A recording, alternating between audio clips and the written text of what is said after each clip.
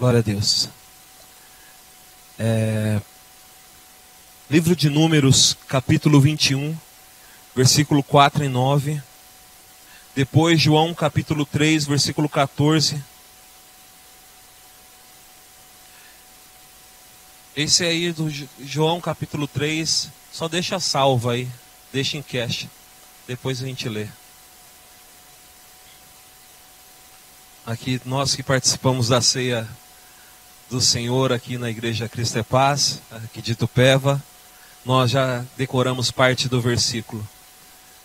A gente só vamos recordar. Livro de Números, capítulo 21, versículo 4, ao versículo 9, diz assim a palavra do Senhor. Então partiram do Monte Or, pelo caminho do Mar Vermelho, a rodear a terra de Edom. Porém, a alma do povo angustiou-se neste caminho. E o povo falou contra Deus e contra Moisés. Por que nos fizeste subir do Egito, para que morrêssemos neste deserto? Pois aqui nem pão, nem água há. E a nossa alma tem fastio deste pão vil, deste pão tão vil. Então o Senhor mandou entre o povo serpentes ardentes, que morderam o povo, e morreu muito o povo de Israel. Pelo que o povo veio a Moisés e disse: havemos pecado, porquanto temos falado contra o Senhor e contra ti. Ora ao Senhor, que tire de nós essas serpentes.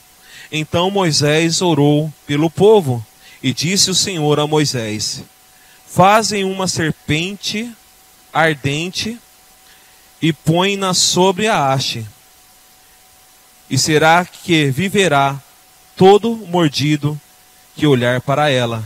E Moisés fez uma serpente de metal, e pô-la sobre uma haste. E era que, mordendo alguma serpente a alguém, olhava para a serpente de metal e ficava vivo. Senhor Deus Todo-Poderoso, Rei dos Reis, Deus bendito, nós consagramos a Ti, ó Pai querido, esta palavra. Pai, que o Senhor venha falar conosco, que o Senhor venha nos direcionar, ó Pai querido, venha me guiar, me direcionar, para que possamos ir ao encontro da Tua presença, para que possamos, ó Pai querido, ter a nossa fome, a nossa sede saciada pelo Rei da Glória. Fala conosco, Senhor Jesus. Em Teu nome santo é que eu oro e agradeço, porque eu sei, ó Pai querido, que agora os meus lábios serão usados por Ti. Os meus ouvidos, ó Pai querido, estão abertos para que o Senhor fale. Em Teu nome santo que eu oro e agradeço. Amém e amém. Torcer para a folha não voar aqui.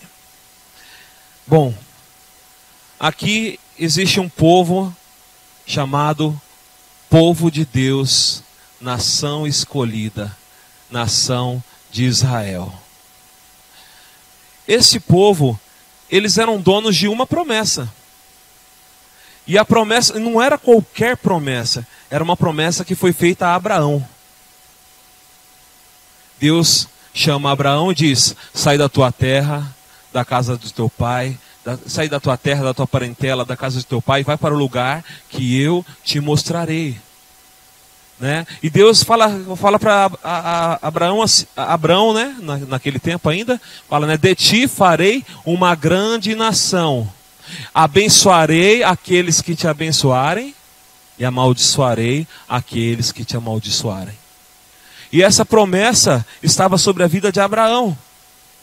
E essa promessa se estendeu à sua descendência, porque as bênçãos do Senhor se estendem sobre as gerações dos seus filhos. As bênçãos que estão derramadas sobre a sua vida vai se estender sobre os seus filhos, sobre os seus familiares. Também no livro de Gênesis capítulo 13, é a sequência dessa bênção.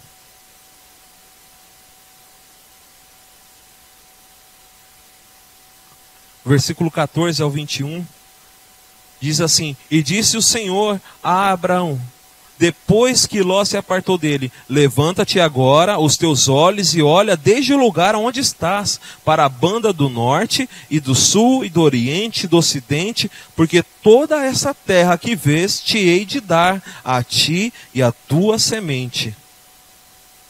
A tua semente para sempre, e farei a tua semente como o pó da terra, de maneira que se alguém puder contar o pó da terra, também a tua semente será contada. Levanta-te, percorre esta terra no seu comprimento, na sua largura, porque a ti darei. Abraão tomou as suas tendas e veio e habitou nos carvalhais de Manre, que está junto a Hebrom, e edificou ali um altar ao Senhor.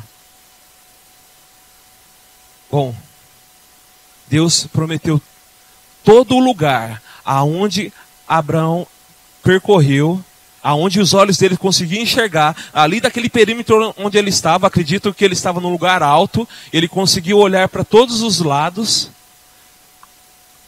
daquele lugar, e ao olhar para todos os lados, Deus falou: olha, cada pedacinho aí vai ser da tua descendência, da tua semente. E essa foi uma promessa que Deus deu ao povo de Israel.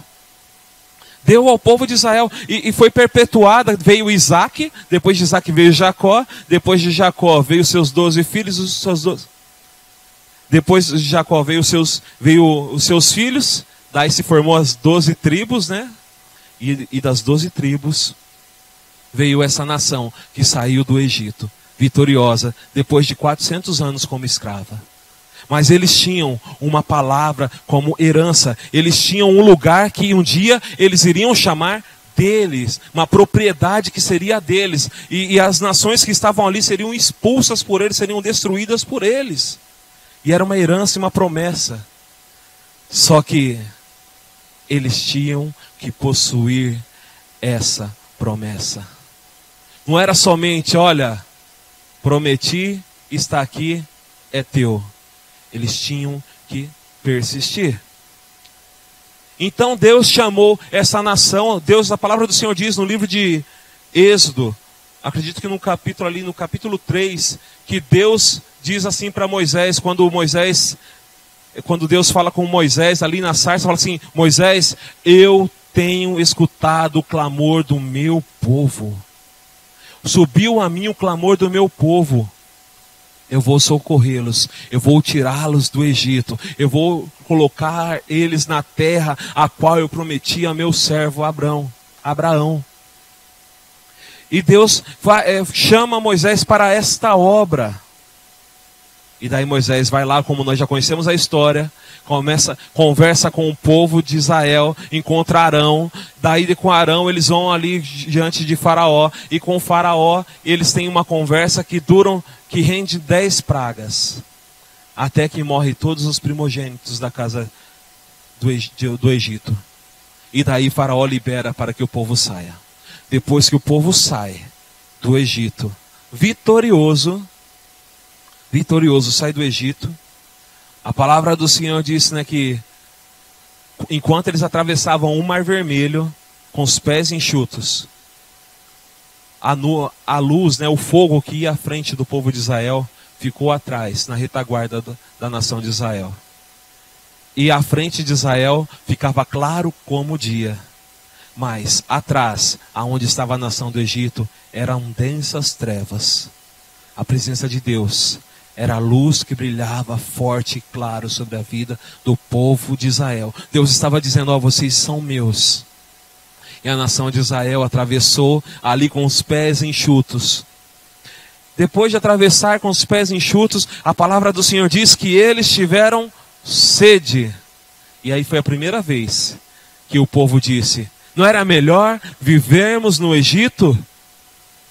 Não era melhor? Pelo menos lá tinha água, lá tinha alimentos. Deus nos trouxe para cá para que pudéssemos perecer no deserto. E daí o Senhor diz para Moisés ferir a rocha. Dessa vez Deus fala para ele ferir a rocha.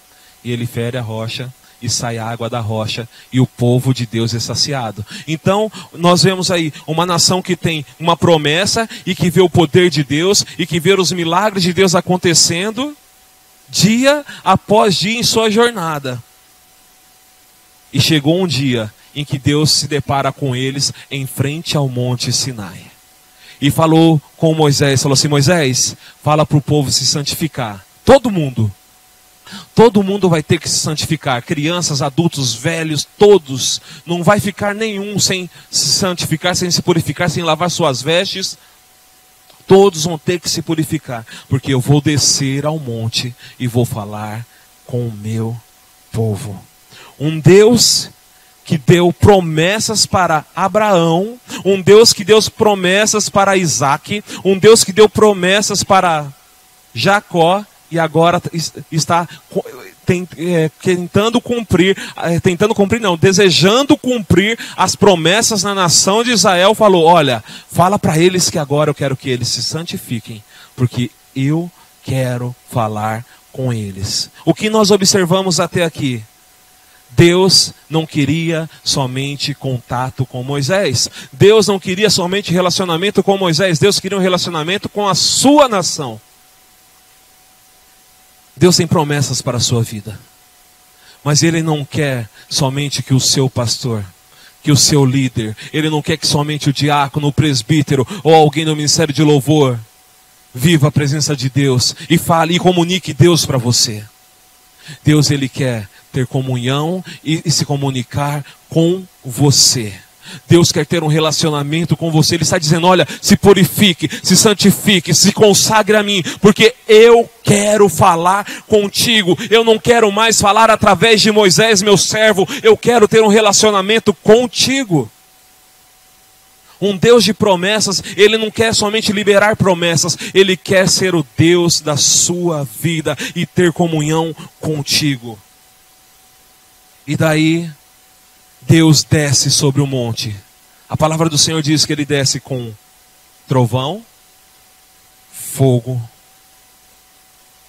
E há um tempo atrás, o Ministério de Louvor, algumas pessoas e alguns membros da igreja ouviram uma música do Morada e falaram: Cris, tem que tocar essa música.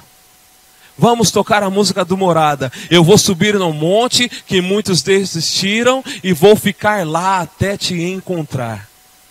Hoje parece ser fácil nós falarmos isso, né? Mas imagina estar uma multidão lá diante. Moisés falou: olha, se prepara porque Deus vai falar com vocês. E você ver um fogo em cima do monte, ouvir trovões, ouvir todo esse barulho e ver tudo isso acontecendo. E Deus falar mais alto do que tudo aquilo que está acontecendo. E tremer a terra. Não deve ser fácil. Mas Deus estava se apresentando ali como o Senhor sobre toda a terra. Senhor sobre todos. O Senhor dos exércitos, como o Senhor da vida deles. E Deus está falando: olha, não tema mais nada, porque eu estou aqui. E é dessa forma que Deus deseja se apresentar sobre a sua vida hoje. Talvez tudo está fazendo um maior barulho ao seu redor, mas Deus está querendo hoje declarar para você e bradar mais alto do que todo o barulho ao seu redor. E falar: eu quero ter comunhão com você hoje. Hoje eu estou me manifestando com fogo, hoje eu estou me manifestando com glória, hoje eu estou me manifestando com sons de trovões, mas a minha voz vai ser mais audível que ela. E eu quero ter relacionamento com vocês hoje. Deus, Ele não quer somente liberar promessas para a sua vida e você viver promessas. Deus, Ele quer ter comunhão contigo. E aí foi o primeiro erro que cometeu a nação de Israel, depois que Deus tirou eles do Egito. Porque Deus desceu no monte, falou com eles. E eles falaram assim: Moisés, fala você com Deus. Fala você com Deus, porque nós estamos com medo. Nós não queremos ter comunhão com Deus. O que você ouvir, você pode falar para nós. E hoje, nesta geração, neste tempo presente, quantas pessoas estão buscando, correndo atrás de líderes, correndo atrás dos pastores, correndo atrás de pessoas que eles falam: você tem mais experiência com Deus, e estão esquecendo de buscar a presença de Deus, de ter um relacionamento com Deus, porque o mesmo Deus que tem relacionamento com esta pessoa, é o Deus que quer ter um relacionamento contigo. É um Deus que quer falar com você, é um Deus que quer estar próximo de você. E foi o primeiro erro da nação de Israel, foi desprezar um relacionamento com Deus. No livro de Êxodo, capítulo 20. Eu vou ler, não precisa abrir a Bíblia.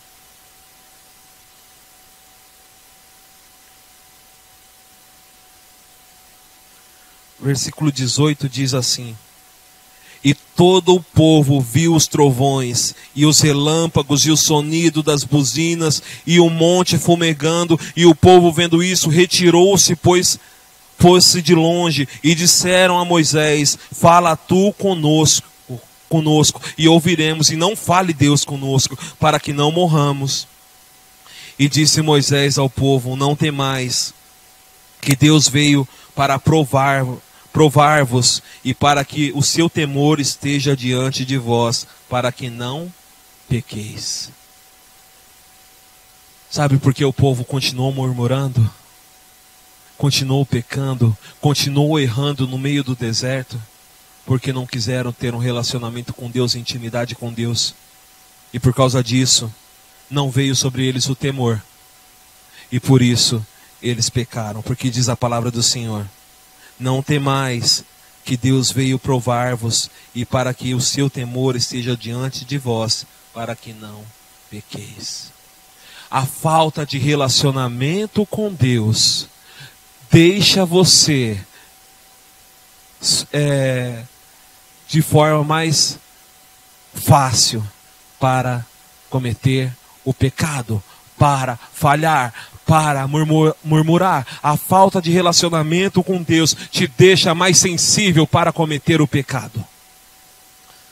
Por que isso acontece? Porque quando nós não temos um relacionamento com Deus, isso demonstra que nós não o amamos acima de todas as coisas.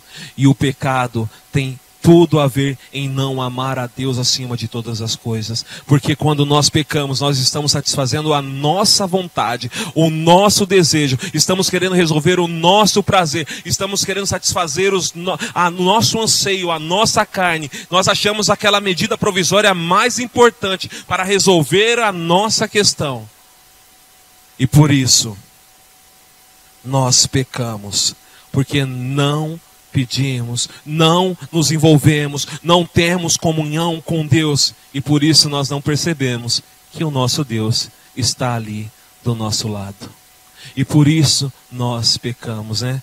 Porque é interessante, nós não cometemos pecado com o nosso vizinho olhando, com o nosso esposo olhando, com o nosso amigo olhando, mas cometemos o pecado com Deus olhando, com Deus presente, com Deus ali na sala, com Deus ali no quarto, com Deus aonde você está, porque simplesmente não há relacionamento, porque simplesmente não há temor, como disse Moisés, porque simplesmente não há um elo de ligação com Cristo, porque você não o ama acima de todas as coisas. Você está dizendo, quando você peca, você está dizendo: eu me amo acima de todas as coisas.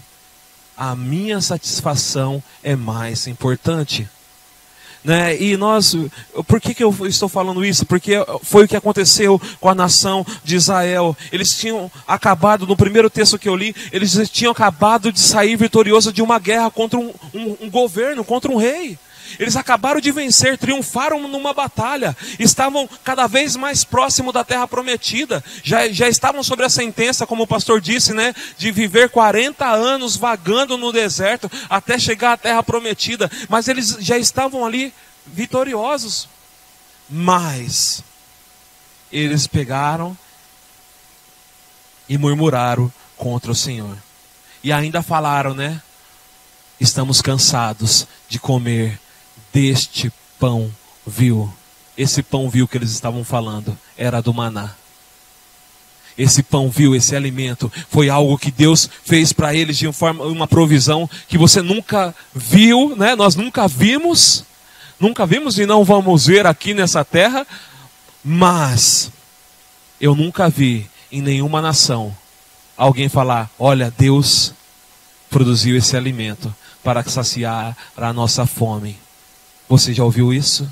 Mas Deus fez isso na nação de Israel. Deus produziu um alimento que com ele eles podiam comer, saciar a sua fome todos os dias. E eles falaram: estamos cansados de comer deste pão vil. E agora, o que isso se aplica a nós, né? Quantas vezes os cristãos oram a Deus pedindo um emprego? Oram a Deus falando: Senhor, abre as portas, eu preciso de uma porta de emprego. E daí Deus vai lá e abre a porta de emprego, abre aquele lugar e fala assim: nossa Deus, muito obrigado, o salário era o que eu precisava, vai me abençoar. Passa um ano, começa: não aguento mais esse lugar. Passa um ano, esse salário não dá mais. Passa um ano e esquece que foi Deus que abriu o caminho. Esquece que foi Deus que deu a provisão para que seu lar fosse sustentado. Passa um ano e ele está lá reclamando das pessoas que estão ao seu redor. Está lá murmurando da sua chefia. Está lá reclamando das coisas. Está esquecendo que Deus está dizendo: olha, é deste lugar que eu estou dando provisão para o seu lar. É deste lugar que a sua família está sendo sustentada. É deste lugar que o maná está vindo para a sua casa. O alimento. Quantas pessoas oram a Deus pedindo algo, pedem um carro, e daí quando recebem o carro, falam assim: ah Senhor, mas eu queria outro. E Deus abençoa conforme ela pediu, e daí reclama. Eu sempre conto, né? Quando eu na minha inocência orava, quando cheguei em Itupeva, a minha inocência era assim: Deus, eu quero receber 2 salários mínimos. Eu fui muito inocente, porque Deus podia fazer muito mais. Foi na minha inocência. E Deus fez assim: olha, 2 salários mínimos está chegando aí. E chegou. E foi muito mais rápido do que eu imaginei. E Deus me abençoou. Esses 2 salários mínimos, Deus me deu capacidade, eu estudei, foi aumentando, aumentando. E Deus me abençoou. Mas eu podia ficar reclamando. Como algumas vezes eu reclamei nesse mesmo lugar onde eu recebia 2 salários mínimos, porque eu esperava: nossa, não vai chegar, não vai chegar. Mas eu entendi: foi Deus que abriu aquela porta. E naquela porta eu encontrei uma profissão. E naquela profissão, até hoje, é por meio dela que eu sou sustentado e Deus sustenta a minha casa. E eu me alegro muito, porque quando eu saí da minha cidade, jamais eu me imaginei que um dia eu seria químico. Vendia cocada, era caseiro. E hoje sou químico. Isso é provisão de Deus, milagre de Deus, poder de Deus. E eu sou grato a Deus. Mas quantas pessoas que talvez viveram as mesmas coisas que eu e hoje estão murmurando, reclamando. E por causa de falta de relacionamento com Deus, cometem esse pecado contra o Senhor. Cometem esse pecado. Por falta de relacionamento, muitos outros pecados ocorrem, né? Do povo de Israel era murmuração. Mas muitas pessoas estão pecando de forma deliberada na área sexual. Muitas pessoas estão pecando de forma deliberada, sem amor ao próximo, não exercendo a misericórdia. Muitas pessoas estão pecando de forma deliberada através da mentira. Muitas pessoas estão pecando por não ter empatia. O pecado está nos rodeando. Mas aqueles que estão em Cristo, aqueles que amam a Cristo, eles se apartam da aparência do mal. Eles olham com o olhar de Cristo. Eles exercem as características de Cristo. E por causa do seu relacionamento com Cristo, eles não pecam. E por causa do seu relacionamento com Cristo, se pecarem, vai acontecer como aconteceu com o povo de Israel.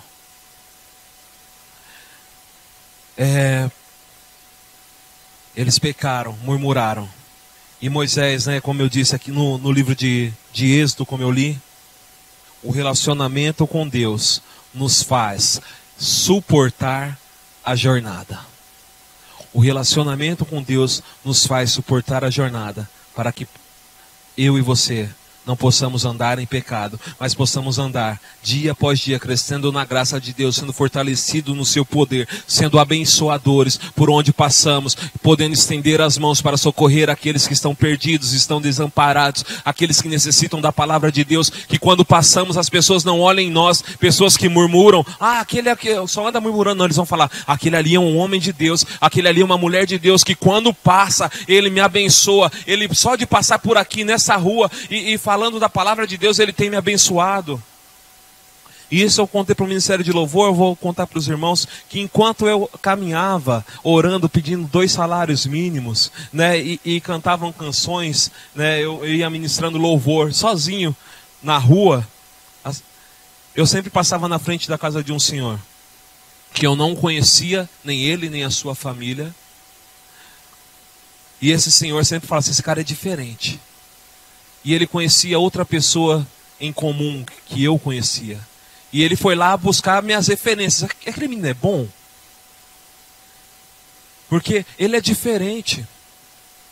E depois de um tempo, aquele senhor, ele confiou a vida do seu filho, que era uma criança, devia ter ali seus 11 anos de idade, para vir comigo até esta igreja, para ser ministrado aqui nesta igreja. Porque eu andava declarando o poder de Deus pela rua, sem conhecê-lo. O poder de Deus era declarado, era exalado através da minha vida. E tocou aquela família, para que eles pudessem ser cheios da presença de Deus, do poder de Deus. Então, eu e você, quando temos relacionamento com Deus, nós suportamos a jornada e nos tornamos abençoadores por onde passamos. Então, lá no seu serviço, em vez de murmurar, comece a declarar palavras de Deus, comece a declarar o poder de Deus, e aquelas pessoas que vão estar murmurando, eles vão parar de murmurar. Você já percebeu que aonde existe murmurador, se alguém para de murmurar, as outras pessoas param também? Davi estava numa caverna, né? Vou tentar ser rápido aqui. Chamava a caverna de Adulão. E nessa caverna, a palavra do Senhor diz que estavam todos os derrotados da região. Todo mundo que se sentia derrotado, depreciado, sem força, sem vigor, sem talentos, estava lá naquela caverna. E chegou Davi. Um homem que nunca, jamais se sentiu derrotado. Porque ele sempre falou que o Senhor dos Exércitos estava com ele. Enquanto aqueles homens murmuravam, Davi falou, não, o Senhor dos Exércitos está comigo. Enquanto eles murmuravam, Davi dizia, o Senhor é a minha luz e a força da minha salvação, a quem eu terei medo? Enquanto eles murmuravam, Davi ia declarando a palavra de Deus. Sabe o que aconteceu? Pararam de murmurar. E foi o primeiro exército de Davi. E esse exército, Davi venceu inúmeras batalhas. Talvez você precisa chegar em lugares onde há murmuradores e não fazer parte da murmuração, mas ser um Davi, que naquele lugar vai começar a declarar a palavra de Deus e vai formar um exército de homens de Deus, que vai formar outro exército, até que todos ali falem, o poder de Deus é emanado neste lugar, e vai transformar a sua família, a sua casa, o seu serviço, a rua, os seus vizinhos, porque a tendência da palavra de Deus e do poder de Deus é transformar o mundo. A tendência da palavra de Deus, ela não transformou a sua vida? Não mudou a sua história? Então por que vai parar em você? Não, vai mudar a história daqueles que estão ao seu redor. Então, na presença de Deus, para que você possa suportar a jornada, para que você possa vencer o pecado, para que você possa acabar com a murmuração que está ao seu redor, e para que você possa vencer dia após dia.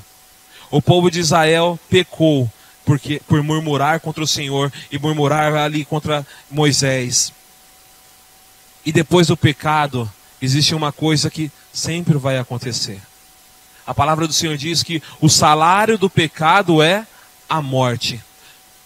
Sempre, depois do pecado, vai existir consequência. Não existe pecado sem consequência. Sempre vai ter a consequência. E essa consequência nós chamamos de juízo de Deus. Essa consequência chamamos de juízo de Deus. A palavra do Senhor no livro de Isaías diz assim, que são as suas iniquidades, são as vossas iniquidades, é que fazem diferenças entre mim e entre vocês, diz o Senhor. Eu vou só pegar o texto aqui certinho, mas eu acredito que é isso que narra lá.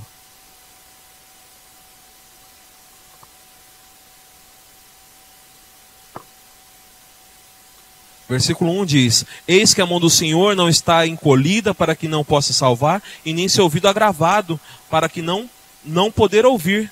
Mas as vossas iniquidades fazem divisão entre vós e o vosso Deus, e os vossos pecados encobrem o seu rosto de vós, para que não vos ouça.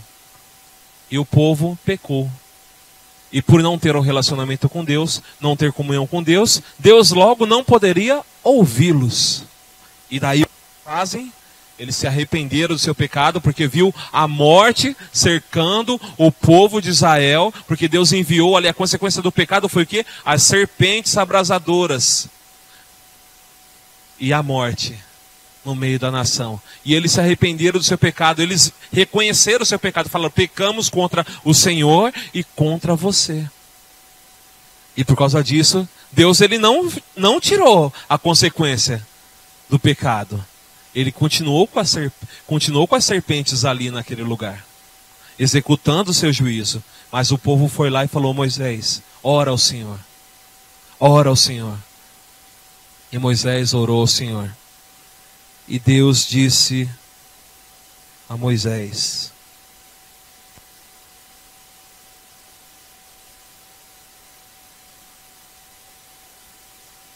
versículo 8. E disse o Senhor a Moisés: faze uma serpente e ponha sobre a haste, e será que viverá todo o mordido que olhar para ela. Deus mandou fazer uma serpente. Primeiro, não era um ser místico, não era um ritual para que as pessoas fossem curadas. Ela só era, a serpente era só um vislumbre daquilo que iria acontecer com Jesus Cristo, o nosso Senhor e Salvador. E diz assim, né? E viverá todo o mordido que olhar para ela. E Moisés fez a serpente de metal e pô-la sobre uma haste. E era que mordendo alguma serpente, alguém que olhava para a serpente de metal ficava vivo. Bom, a serpente era de metal. Em algumas traduções nós vamos ver que a serpente era de bronze, ou outras versões de cobre, né? Toda vez que você ver isso na Bíblia, Deus está tratando sobre juízo. O cobre, metal, é juízo de Deus. E Deus estava trazendo juízo sobre o povo. Mas ao mesmo tempo que Deus traz juízo sobre o pecado, Deus sempre libera a sua graça. Deus sempre libera a graça. E foi isso que ele fez. O juízo foi as serpentes. A graça foi que todos aqueles que olhassem para aquela serpente que Deus mandou construir fossem curados. Mas era um olhar normal? Não era um olhar normal. Eles tinham que crer. Eles tinham que crer. Eles não olhavam de qualquer forma, eles tinham que crer. Eu tenho que olhar para que eu fique curado. Eu tenho que olhar para que eu seja curado. Porque Deus ordenou que eu tenho que olhar. E Deus estava ali deliberando graça. E você fala assim, mas graça no Velho Testamento? Sim, no Velho Testamento Deus já tinha ali liberado graça sobre as pessoas. Deus disse uma vez Deus destruiu a terra, né, no dilúvio. E Noé construiu a arca. Noé construiu a arca e entrou com a sua família para dentro da arca. Quantos dias a arca ficou aberta depois que Noé entrou na arca? Nenhum? Ou ficou algum dia? Ficaram 7 dias aberta. Ninguém quis entrar. Foram 7 dias da arca aberta e ninguém quis entrar na arca. Noé passou 100 anos construindo e falando, olha, Deus vai destruir a terra. Deus vai destruir o povo por causa do pecado. Vai vir a chuva. E o pessoal falou, chuva, o que é isso? Vai vir uma grande inundação, o que é isso? Deus vai destruir a terra. E todos que entrarem para dentro da arca vão ser salvos. O que falaram? Noé, você é louco. Você está pregando algo que nunca aconteceu, jamais vai acontecer. Noé provavelmente passou aqueles 100 anos pregando isso. E Noé entrou dentro da arca, junto com a sua família. E junto com os animais. E a arca ficou aberta 7 dias. e ninguém se atreveu a entrar. E depois de 7 dias a arca foi fechada. Graça de Deus. Se uma pessoa se atrevesse a entrar, seria salvo. Se uma pessoa decidisse entrar, seria salvo. Se uma pessoa falasse, eu vou escolher aquele lugar porque parece ser bom, seria salvo. Isso é graça de Deus. Isso é favor de Deus. As pessoas não mereciam, como eu e você não merecemos. Jesus Cristo morreu na cruz e nós não merecíamos esse favor, mas Ele foi exposto naquela cruz. Agora sim, você pode ir lá no livro de João, capítulo 3, versículo 14.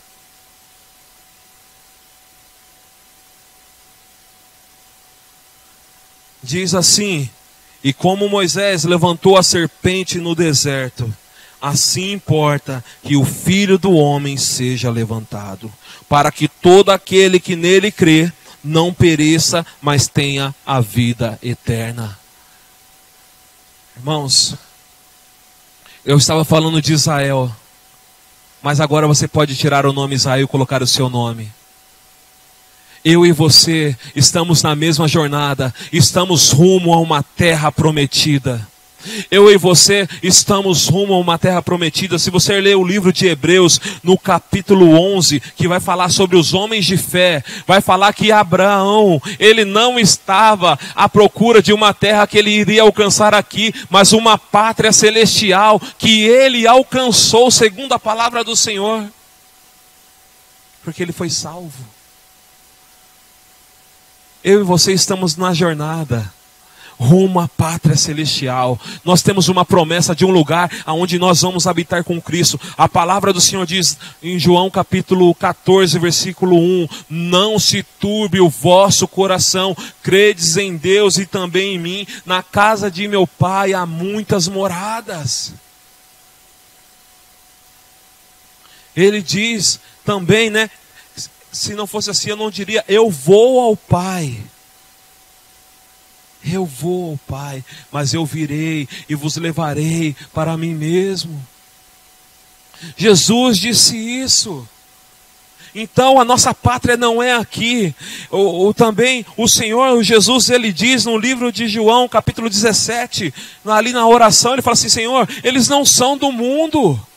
Eles não são do mundo.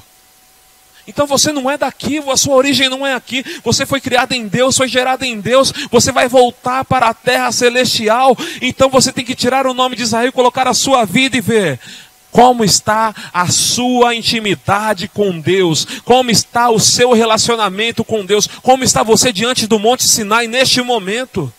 Deus está te trazendo agora neste momento, está pedindo: santifica, se consagre, busque ao Senhor. Deus está te trazendo agora no pé do monte, está falando: olha, separe a sua vida para mim, me honre.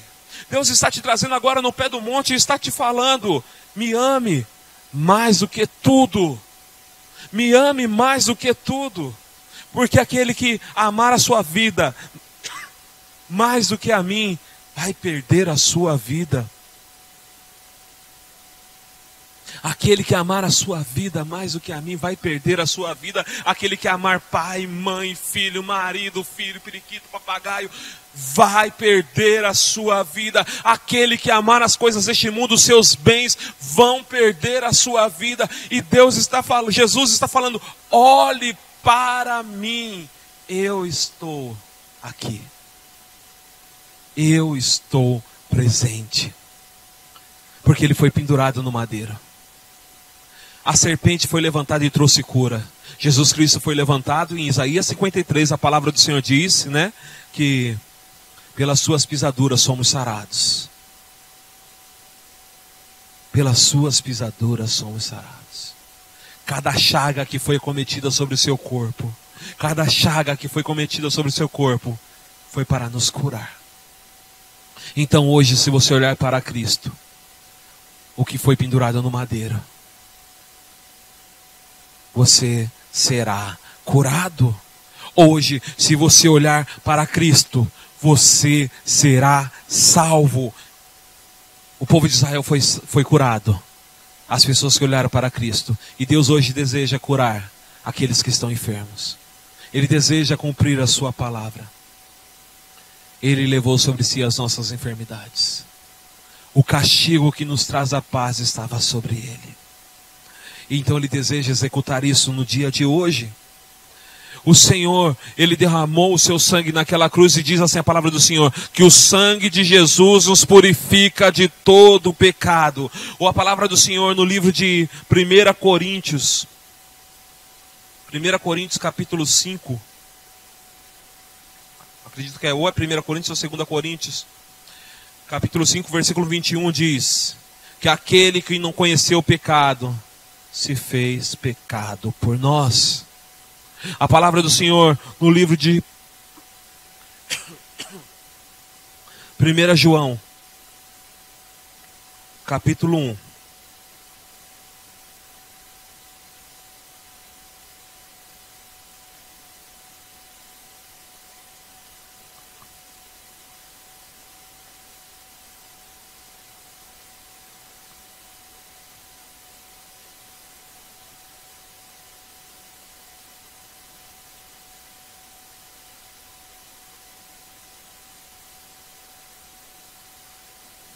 Primeiro João, capítulo 1 diz: se confessarmos os nossos pecados, Ele é fiel e justo para nos perdoar os pecados e nos purificar de toda injustiça. O povo de Israel confessou seu pecado e falou: olha, Moisés, nós temos pecado contra o Senhor e contra você. Hoje você tem que olhar para Jesus, se você tem cometido pecado. E se você fala assim: eu não tenho cometido pecado, olha o que a palavra do Senhor diz. E esta é a mensagem que dele ouvimos e vos anunciamos, que Deus é a luz e nele e não há nele treva alguma. Se dissermos que temos comunhão com Ele e andarmos em trevas, mentimos e não praticamos a verdade. Mas se andarmos na luz como Ele na luz está, temos comunhão uns com os outros, e o sangue de Jesus Cristo, seu Filho, nos purifica de todo o pecado. Se dissermos que não temos pecado, enganamo-nos a nós mesmos e não há verdade em nós. Se confessarmos os nossos pecados, Ele é fiel e justo para nos perdoar os pecados e nos purificar de toda injustiça. Se dissermos que não pecamos, fazemo-lo mentiroso e a sua palavra não está em nós. Só há um jeito de não termos pecado: estar em Cristo. E aí nós somos purificados de todo o pecado. E aí nós estamos com a vida zerada, porque fomos purificados e perdoados por Cristo. Se nós nos afastarmos dele, nós vamos estar dando liberdade para que o pecado se torne algo mais fácil de ocorrer nas nossas vidas. Portanto, eu e você temos que olhar para o autor e consumador da nossa fé, dia após dia. Portanto, eu e você temos que olhar para Jesus Cristo. E como diz aqui em João 3,14, e como Moisés levantou a serpente no deserto, assim importa que o Filho do Homem seja levantado, para que todo aquele que nele crê não pereça, mas tenha a vida eterna. Porque Deus amou o mundo de tal maneira que deu seu Filho unigênito, para que todo aquele que nele crê não pereça, mas tenha a vida eterna. Porque Deus enviou o seu Filho ao mundo, não para que condenasse o mundo, mas para que o mundo fosse salvo por ele. Isso é graça. Quem crê nele não é condenado, mas quem não crê já está condenado, porquanto não crê no nome do unigênito de Deus. E a condenação é esta, que a luz veio ao mundo, e os homens amaram mais as trevas do que a luz, porque as suas obras eram más. Porque todo aquele que faz o mal aborrece a luz, e não vem para a luz, para que as suas obras não sejam reprovadas. Mas quem pratica a verdade vem para a luz, a fim de que as suas obras sejam manifestas, porque são manifestas em Deus. Graça de Deus, poder de Deus. Quando nós amamos mais a nós mesmos, nós tiramos os olhos de Cristo. E podemos errar, falhar, pecar, perder a direção do alvo que é Cristo.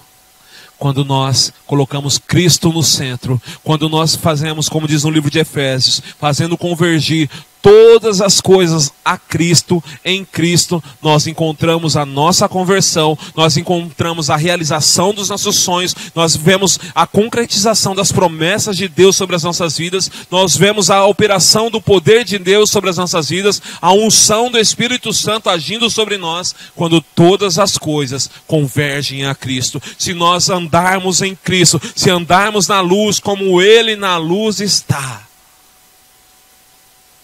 nós temos comunhão com Ele, temos comunhão com o seu corpo, temos comunhão na igreja. Eu e você precisamos olhar para Jesus, para não errar mais, para não pecar. E quando nós confessarmos os nossos pecados, Ele é fiel e justo para nos perdoar. E após aquele momento que Ele nos perdoar, agora, pois, já não há mais condenação para aqueles que estão em Cristo Jesus. E aí nada mais poderá te condenar. Nada mais poderá te acusar, porque você está em Cristo Jesus. Sabe qual era o problema na nação de Israel? Eles eram chamados de nação cujo Deus... Não, eles eram chamados de povo de Deus. Mas só alguns dentre eles serviam ao Deus verdadeiramente. Só alguns. Só para encerrar, no meio daquele deserto, mais de 1 milhão de pessoas caminharam e vagaram para chegar na terra prometida. Mas apenas daqueles homens que saíram, apenas 2 pessoas permaneceram com a sua fé e com a sua comunhão com Deus para adentrar, que foi Josué e Calebe. Apenas esses 2 homens permaneceram com a sua fé. A palavra diz acerca de Josué que ele não se apartava da tenda. Ele não se apartava do lugar de comunhão com Deus. Quando Moisés entrava, ele ficava ali no cantinho, porque ele falava assim, eu quero ter a mesma comunhão que ele tem. Eu quero ter o mesmo relacionamento que ele tem. E Calebe, qual era a comunhão dele? Ele guardava todas as palavras de Deus. Quando os 10 espias vieram falando, olha, a gente não vai conquistar aquela terra, ele falou, não, se o Senhor nosso Deus disse que daria aquela terra para nós, Ele vai cumprir a sua palavra. Quem é você no meio dessa multidão que existe no mundo hoje? Josué e Calebe? Ou uma geração inteira que se perdeu em 20 anos no deserto, para que uma próxima geração pudesse entrar na terra prometida? Agora, dessa vez, só existe um momento que você tem que decidir: entrar na terra prometida, porque o caminho já está proposto, e esse caminho é Jesus Cristo, olhando para o autor e salvador da nossa fé, olhando com confiança, para que eu e você possamos nos chegar ao trono da graça do Cordeiro. Jesus Cristo já morreu naquela cruz, já cumpriu aquilo que lhe foi ordenado, já liberou a sua graça. Agora eu e você temos que ter a mesma responsabilidade de falar: eu quero tomar posse dessa vida e quero entregar a minha vida a Jesus Cristo, dia após dia. E não seja como aquela geração de Noé, que tiveram 7 dias para entrar na arca e não entraram. Não seja como a geração que estava com Moisés, que sabiam que Deus iria dar a terra prometida a eles e não conseguiram possuir. Porque agora, ou nós vamos viver eternamente com Deus, ou vamos viver eternamente no inferno. A palavra do Senhor diz: escolhe, pois, a vida. Eu escolho Cristo, que você possa escolher a Cristo, porque esta é a mensagem de vida. O Senhor Jesus é o mesmo ontem, hoje e eternamente. E Ele ainda é o Deus que salva, e Ele é o Deus que te convida para viver na presença dEle. Vamos orar ao Senhor e agradecer a sua presença neste lugar. Rei dos Reis, soberano Senhor, Deus bendito, te agradecemos, ó Pai querido, por este culto. Te agradecemos porque podemos olhar para Ti.